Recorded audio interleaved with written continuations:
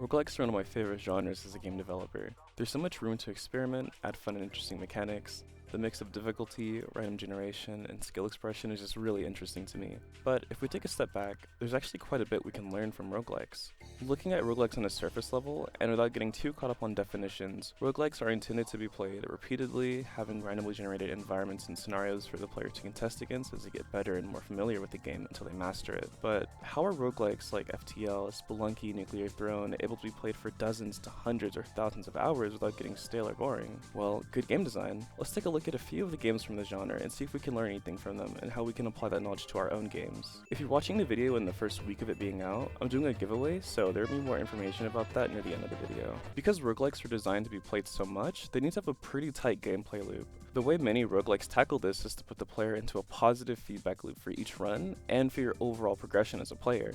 Because of this, we can highlight this loop and see what we can learn from it.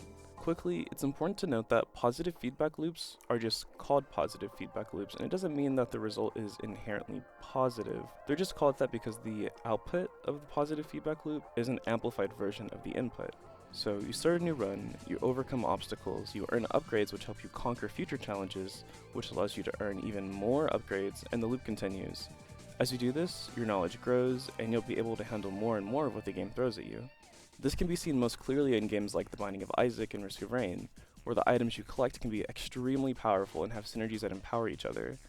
There can be a lot of luck involved, but when you get the items you're looking for, you can get really powerful builds. Even if you don't get as lucky as you'd like, mastering the game mechanics often take you pretty far. But some games employ this loop in other ways that aren't as obvious. FTL randomly presents you with scenarios, and it's up to you to decide if you want to take the potential risks for more resources and crew members, or ignore them and advance into future stages of the game. As you gain more weapons, crew members, and knowledge about the game, the easier progression becomes, and the farther you'll go. What I'm saying is that roguelikes often reward you for engaging with their core mechanics and gaining knowledge. As you overcome challenges and gain power, you get further and further into the game until you come out of the other side.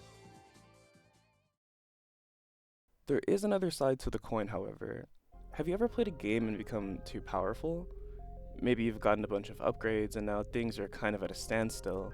Enemies aren't dealing much damage anymore, bosses aren't really a big deal. This isn't too uncommon. There's a popular quote in game design from Soren Johnson that goes, "Given the opportunity, players will optimize the fun out of a game. Give the player an inch and they'll take a mile. If there's any way the player can reduce risk and still get some reward, chances are they'll take it as many times as they can, often ruining the fun for themselves." But how does this fit into roguelikes? Moreover, what can we gain from this? Well, this is another use for positive feedback loops, as they can be used to make difficulty grow with the player's strength, helping to negate the issue of players optimizing fun out of games. Take The Binding of Isaac for example. Enemies get progressively more difficult as you journey down, more environmental hazards are introduced, and at a certain point you even begin to take more damage. As you do good and get close to the end, the difficulty increases. Survivor games like Picayune Dreams introduce more and more enemies to stand up to the absurd amount of power the player has. And this is present in essentially every roguelike in game ever. As you progress, the game tends to get more difficult, ramping up the difficulty to keep up the pace with the player. And this is good. It gives the player a sense of satisfaction as they overcome challenges, and importantly, it prevents them from becoming complacent and bored with the game. And I think this is one of the most important things we can learn from roguelikes, the balance we should strive for between giving the player a sense of empowerment and pushing back on the player to prevent them from getting bored or too powerful.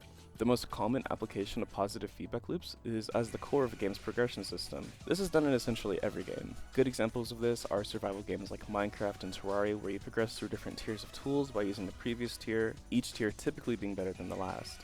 ARPGs like the Diablo series and Path of Exile also use a similar system, having you defeat monsters to get drops that make you stronger so you can defeat even stronger monsters, so on and so forth. Incremental and idle games are essentially just positive feedback loops. Cookie Clicker is a really obvious example of this, and really highlights just how enticing and enjoyable positive feedback loops can be. You can even design your game in such a way that players are rewarded for learning and improving their skills. Speed games like Celeste, Mario 64, and Pseudo Regalia all have positive feedback loops in regard to technique that can be learned to beat them faster. As you learn more about the game and practice advanced tricks, you get better on executing them, beating the game quicker, and potentially learning even more about the game along the way, possibly finding even more tricks. Hopefully this video gave you some insight on positive feedback loops, how they're used in roguelikes, and how you can implement them into your own games.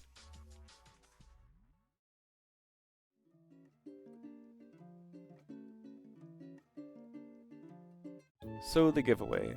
To celebrate these iconic roguelikes, the devs have come together to release the Iconic Roguelikes bundle. even better, JW from Vlambeer has given me a bunch of keys to give away to you guys. It's got Isaac, Spelunky, Nuclear Throne, FTL, and Necrodancer.